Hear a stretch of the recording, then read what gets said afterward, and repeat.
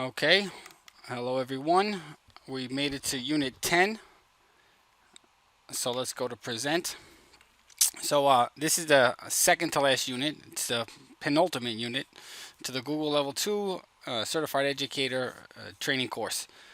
And, they just actually, the past, I think, month or so, they came up with something called the certified coach course, but you don't have to take a full assessment like you do for like level 2. It's not like we have to pay and go to, Criterion or I forget the other service. I think it's just you just do it.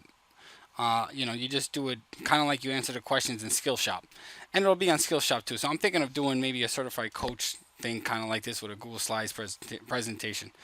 But let's get to this one now. Okay, so Unit 10, give students a voice. Okay, so that's the theme of Unit 10 here, and it starts with a driving discussion inside and out of the classroom, and that'll focus on like Hangouts, chat, and I think a little bit more of YouTube Live. Then it's to help students publish work online. Okay, blogging that gives people a voice. Even this is kind of like online video blogging, vlogging, whatever they call it.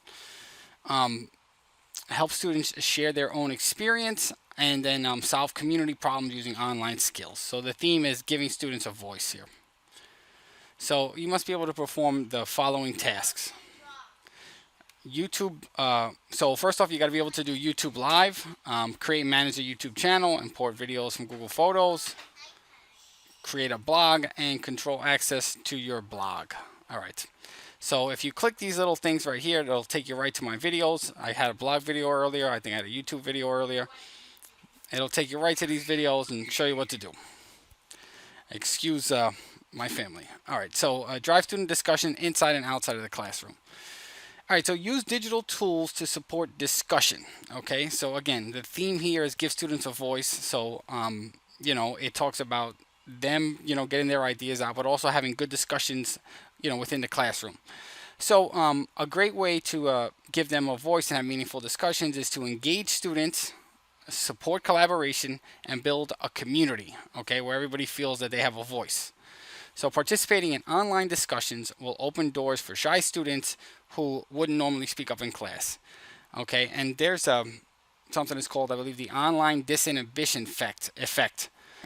And it's like basically people are more likely to, speak up in an online format rather than saying face to face. Okay, and that could just be, general nature because you're further away, you're in front of your computer and things like that.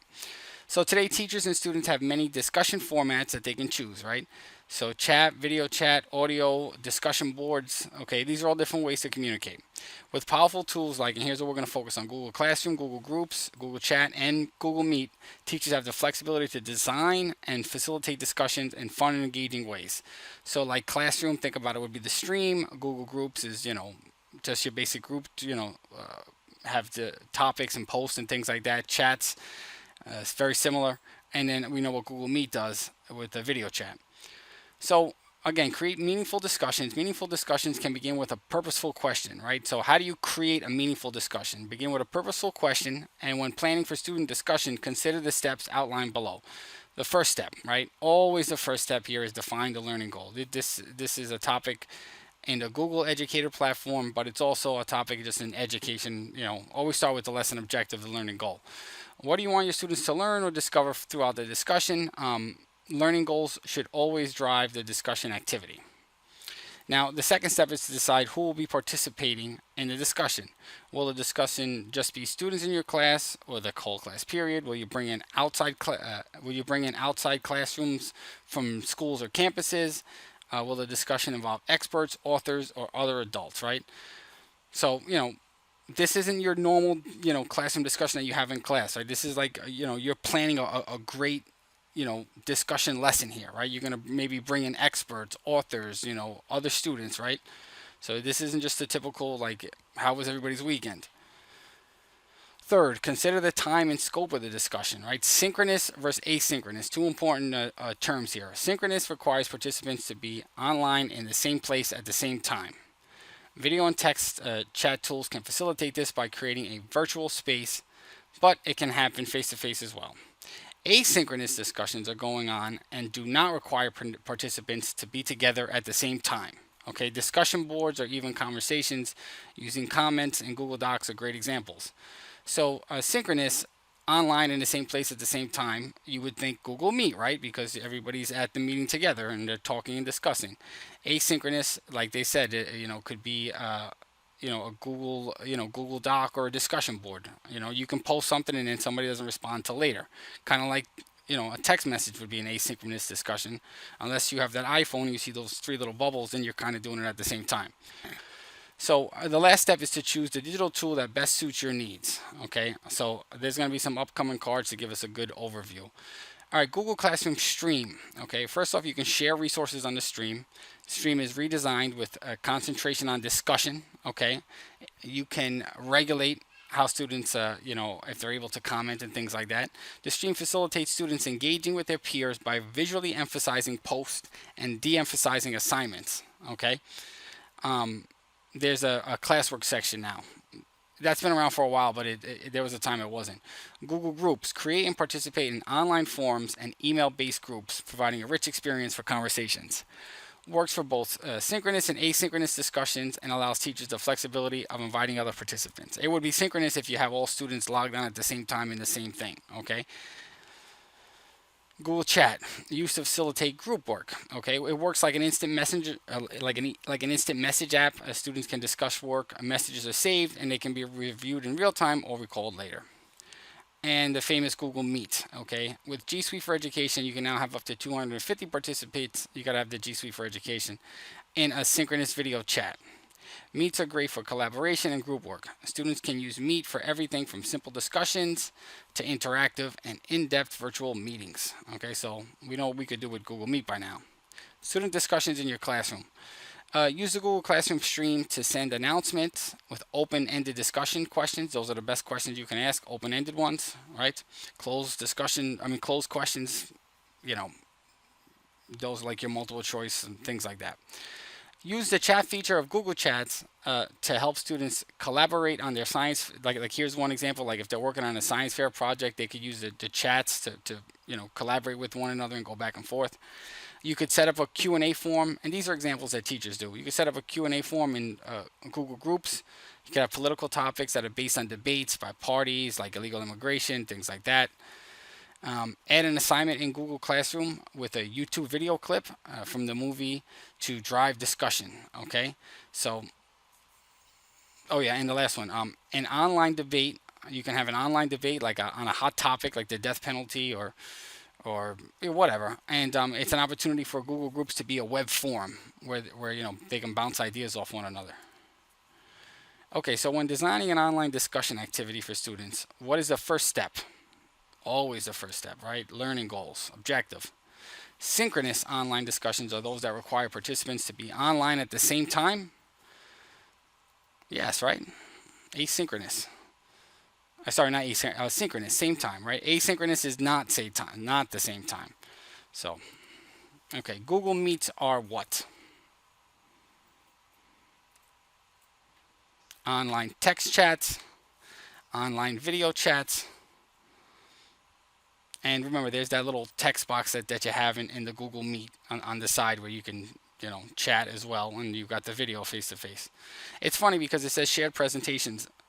That's not going to be one of the selected answers, but you could present, using the present button on Google Meet, but I guess they mean sharing them, things like that. A Google Classroom will allow teachers to post so where do you post announcements in Google Classroom? The stream.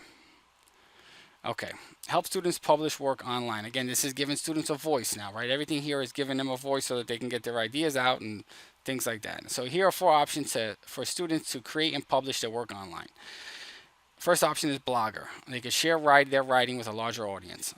Blogger can help create a public audience, but you can also, with Blogger, you don't have to be a public, right? You could have private, so it's not always public. YouTube. Investing in creating a channel allows students to have professional video presence and build an audience of followers, right? With YouTube. The followers are subscribers.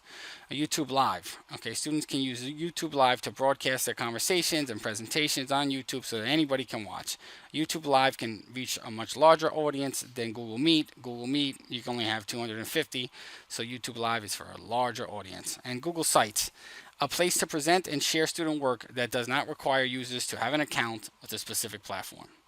Okay, and Google Sites, we talked about it earlier. You can share your own work as a teacher, right?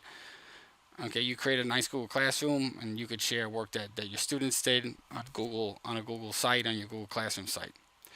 Power of the public. When students produce for the public, be it peers or family, the rest of the world, they want it to be good.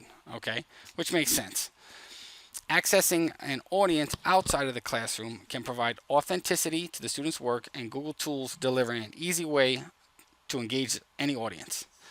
With this in mind, many existing lesson ideas have worked for decades and can be adapted so the purpose of the product becomes public in nature, as well as addressing the content required. Again, right, the power of the public. This is getting the students' work out to the public. The whole point here. All right, so they've got a couple different cards here. And the cards are from the skill shop. Okay, and when you in the skill shop, you click on the card, it gives you a little bit of information. So Blogger, okay, it allows for public sharing of student writing. The chronological nature of a blog, and this goes back to what we did earlier. We said it's like good for exit ticks. It's the chronological nature of Blogger. That's like a theme too with this training. Lends itself to looking at the development of skills over time. Okay, so maybe like exit tickets. I like. It takes a bit of time and effort to build up a following, but public interaction can be motivating to students. Once they start getting one or two, everything starts with one subscriber. Everything starts with one follower. A YouTube channel, same thing, basically, right? Students over the age of 13 can make YouTube channels to create their own customized video presence. Videos can be uploaded, public, private, or unlisted, to their own channel, which they can then edit to form their own style. Okay. You can organize your own content. You can organize your own or the content of others. Okay, so with the YouTube channel, when you create a YouTube channel, you don't have to create videos. You can create a channel and you can create playlists to share and things like that. But it also says here to edit to form. When you create your own videos, they have like a little editor thing, and you can, you can add music and things like that. YouTube Live is a way for students to take part in larger conversations that are happening all around the world. Because every YouTube Live event is broadcast and saved on a YouTube channel, it's an easy way. This is a big thing, right?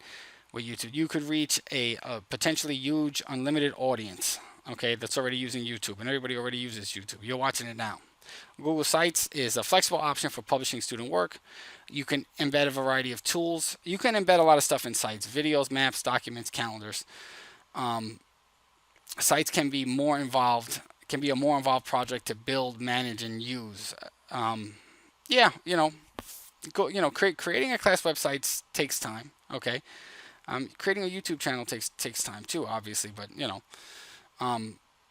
I think with Google Sites, it's good to show students work like longitudinally over time and things like that. Okay, giving your students a voice, right? Main topic here. As your students create their own YouTube channels, that not only showcases their work, but also allows them to talk about the creative processes behind each piece. Some schools have started using Blogger as online portfolios. Okay, remember the chronological nature we talked about? Okay, Blogger doesn't have to be public. And listen, neither does YouTube, right? You could have private videos and unlisted videos and things like that. Back to school nights now feature engaging gallery walks where each student's Google site of their best work is on display on the workstations around the computer lab. So the new gallery walk, and I used to love gallery walks. We do like a poster board, and whenever you get to have students moving around the room, and even when I was like doing my teaching undergrad work, I used to love the gallery walks.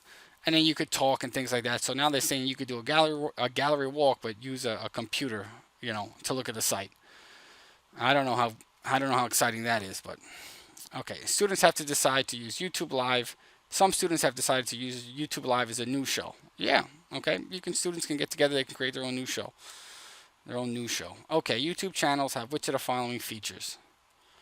They have a customizable look and feel. You can organize YouTube content for other viewers. I can create a playlist. I can add other videos to my playlist. Ability to organize, present YouTube content for others to use. YouTube Live allows for unlimited number of people to watch an event. Yep, you get as many views as you want. Which tool provides the best working environment for group projects, public facing artifacts, and teamwork hubs? Think about that. Group projects, public facing artifacts, teamwork hubs. What are we using? Google Sites, right? Everybody can work to, everybody can work together here. Um, YouTube would be kind of your own thing, and Blogger would be kind of your own project here. Okay, Blogger blogs, okay, are always publicly searchable. No, right? Because I said it doesn't always have to be public. You can make them private. Okay, help students shape their own school experiences.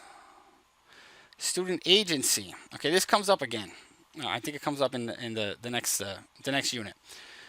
So something to know. Student agency is a form of student learning and activities guided by teachers and driven by student interests. Okay, this is another big theme, right? With the personalized learning, choice assignments for students. Okay, building student agency has come to the forefront of modern education. I'm gonna have to change this up. The modern's going. I gotta fix that a little bit. How can students have a positive impact on their own education and the world that they're most familiar with? That's a question to ponder. Agency means voice, influence, and possibly even control. Okay, so students will have a voice and influence, and they can feel more in control of their learning. Students will need to be gradually introduced to this new way of doing things and guided as they take their first step. Of course, they need to be guided, right? This is again like teachers are facilitators of learning. Inspiring change. We'll look at how some students can shape their own experience in schools. So, for example, Google Forms can be used to gather information and ideas, right? We know Forms is to get the information with the surveys, and then you use Sheets to analyze that information. Drawings can be used to create posters and graphics. Email campaigns. The email campaigns can be aided by Google Groups, okay, that are used to facilitate discussion. So we know groups are discussions. Drawings would be posters, makes sense. Google Sites for hosting and publishing online work. Google Drive is for photo albums. You could store so many. That's what Google Drive is, right? Storing all the files. And YouTube Editor for video editing and production. Okay, giving the students control. Give me 1 second here.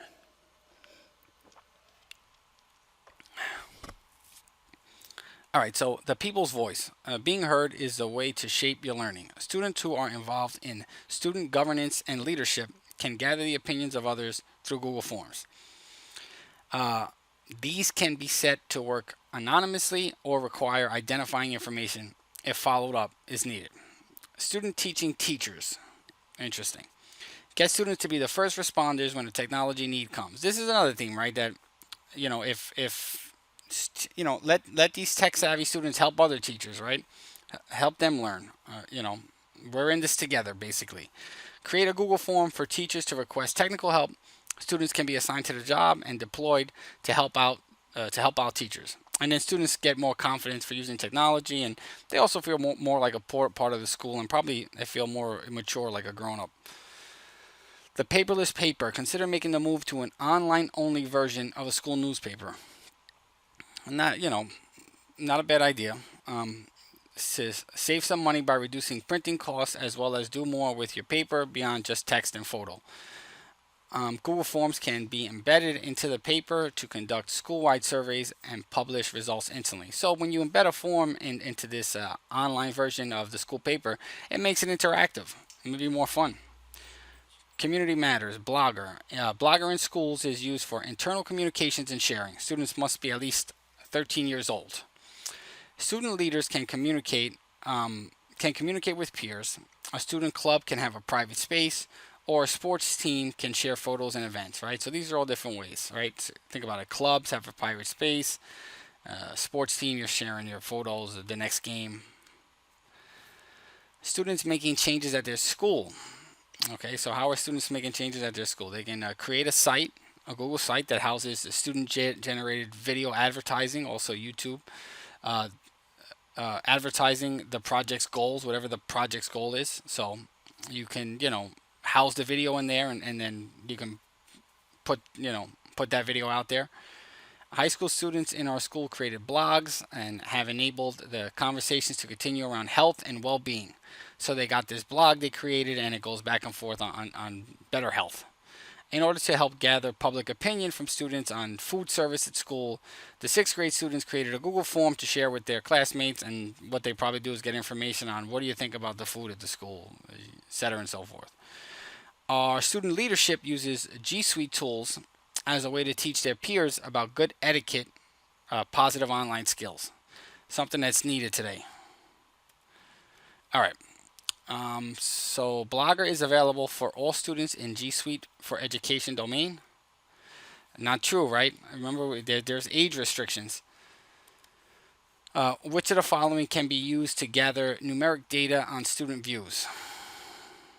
Okay. It says YouTube polls, and if you go to the skill shop, you have to click this to get it right. However, about I don't know, I guess a month ago or something like that, they removed YouTube polls, so they're gonna have to update this question, I guess. But right now, that'll be part of it, and of course, Google Forms to collect information. Student created videos can be shared using what? You can remember we said that earlier. They embedded their YouTube videos for advertising, for their personal goal advertising or whatever. They did it on Google Sites and obviously on YouTube. Student discussions can be facilitated through Google Groups. Yeah, right. You can use Google Groups to have good discussion, and as a teacher, you be in there in the discussion, and you can have managers and things like that. A lot of options with Google Groups. Okay, solve community problems using online tools. Now we're really getting into students doing things, right? And teachers solving community problems. It's not easy. Students can be the best change agents in your community. That's true. When trying to tackle community problems, they can take their knowledge of Google tools and use them to solve problems that have real-world applications. The younger kids have more energy, maybe to be a change agent, I feel like, than some of us. Students that are interested in coding can get involved in school-led what's called hackathons. That'll come up again. Post challenges for students and have them solve these challenges by writing scripts. Okay. Hackathons and have them write scripts. Helping others. How do we use in Google Forms? They can be filled out by parents to get an idea of a popular opinion. Remember, Forms is to gather information. Google News and Google Search can be localized to find out what is going on in your region. Shared Google Docs make sure that everyone has the same up-to-date and accurate information. You share, you have to share with everybody, and remember, when any change that happens on a Google Doc is change for everybody that's sharing that doc, is kind of where they're getting at. Promotional flyers, posters, and graphics, that would obviously be Google Drawings, something that doesn't get enough attention. And GEGs, Google Communities, they give people a place to interact. Okay, mobilizing your community. So let's say you want to get input from your community. Where are you going to go? Definitely Forms. So you can create questionnaires, collect feedback from a large number of participants. And if you're working with smaller groups, then you can use a shared doc. That might work, but note that Google Docs can only have 50 concurrent editors. Very interesting there. So that's 50 on a Google Doc. Creating a home for communications. All right. Google Sites provides the most flexible way to create a space where people can find out information. Because remember, the good thing with Google Sites, and I think we got to this one of the other sections, is that you could put a doc there, you could put a YouTube video there, you could put a Google Calendar there, you could house everything, right? Google Sites is like the house. An alternate might be to create a Google group for people to make posts and share information. Okay, that's obviously communications. You could also do a Google group. All right, so here are a few ideas for using Google tools to help organize an event. Now we're talking about advertising, right? When we talk about advertising, we're going to say Google Drawings. Posters and flyers can be designed using Google Drawing, printed directly, or exported as a PDF or JPEG image while shared digitally. YouTube live events can host a question and answer. Okay, that's something I've wanted to do here with this channel. I just haven't got to it. Logistics, Google Forms can be created for people to sign up for an event. Okay, the data is then in a Google Sheet, right, which can be used in various ways. So when you get the information from Forms, and then the Google Sheet's there to analyze, and it's a great place to hold it too. Contact participants by using yet another mail merge add-on. or create invoices and certificates using AutoCrat. You know, invoices and AutoCrat, that's something I got to check out. Definitely. Hackathons. Hackathons. Everything all right?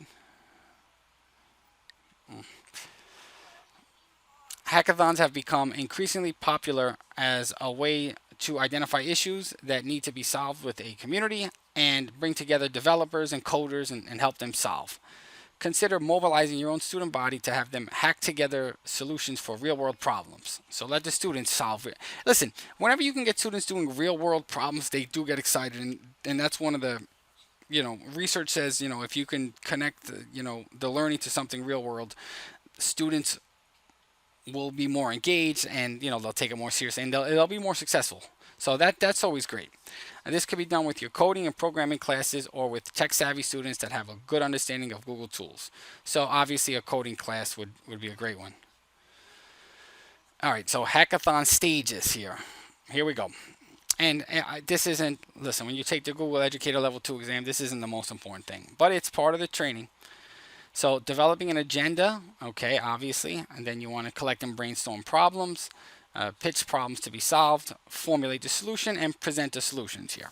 Okay, here are a few resources that might help. So if you click these, this is, this Google Slides presentation is interactive. So whenever you click something, it'll take you there.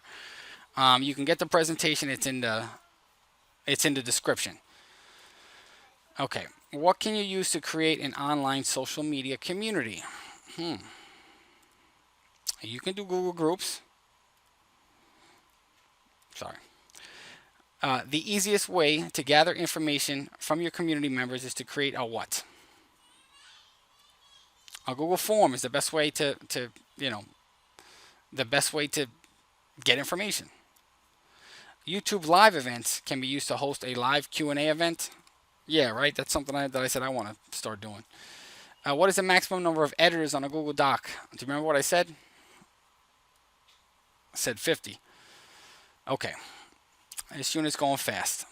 Okay. You know that having students discuss the materials that they're learning is one of the best ways to have them contextualize, understand, and apply what they know. You're ready to take it to the next level by driving the discussion online, and Google Groups seem to be a good choice. The department chair asks you, why are you using Google Groups? Which are the following reasons to use Google Groups rather than Classroom? Okay. Groups are not time-bound, so you can use the same group for future classes. Classrooms will likely change with each class. That's true. And you can have posts sent directly to your email with Google Groups, and you can reply via email as well. So it's more email directed.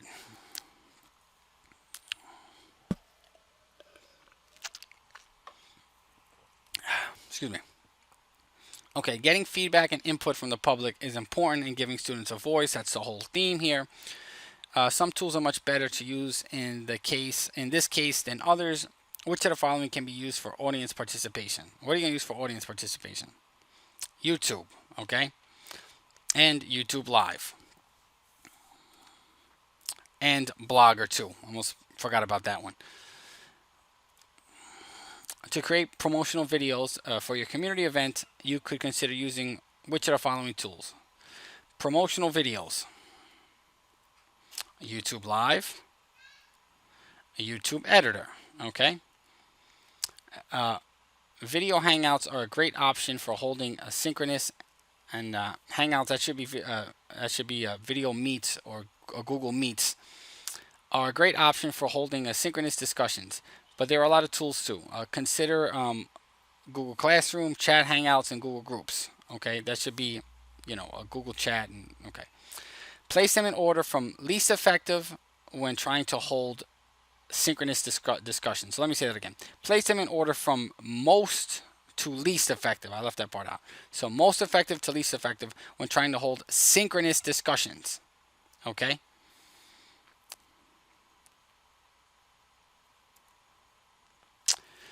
So it's a chat, classroom, and groups. Okay? Okay. Using the comments feature in Blogger can be a powerful tool for students to give and receive constructive feedback. Okay, comments, given feedback. Make sure all feedback is appropriate and not spam. What are your options to moderate comments? How do you moderate comments? The options. Opt in to approve each comment before it's posted by receiving an email notification. Okay, that's your choice. And require word verification before a comment can be posted.